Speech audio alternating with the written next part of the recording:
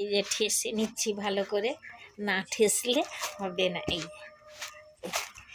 যদি আমি ডালাটা ভেঙে নিই, এটা খুব সুন্দর হবে। এই যে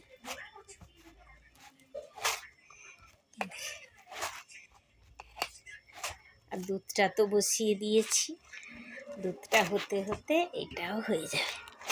আর এখানে ডো বানিয়ে নিয়ে এসে ডো বানিয়ে নিলাম।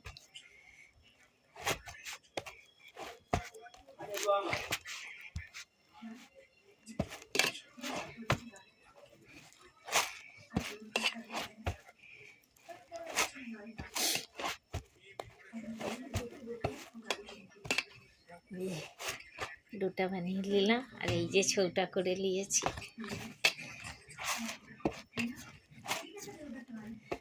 এত রাত্রে এসে করা করে করা হয় না,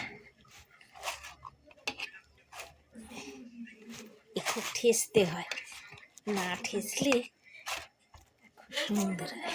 এই যে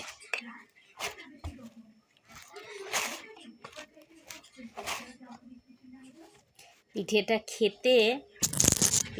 খেতে ভালো লাগে, কিন্তু কষ্ট আছে। নারকেল কুড়া, তারপরে গুড় আনলাম, গুড় এনে গুড় দিয়ে বানালাম।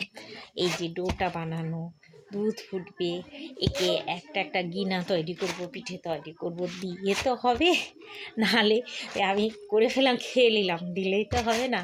একে কষ্ট আছে, কষ্ট না করলে কেষ্ট মিলবে কি করে, তাই না?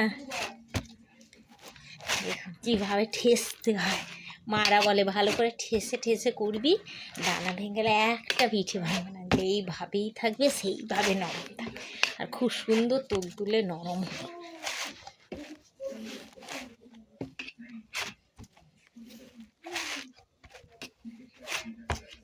এই গেছে।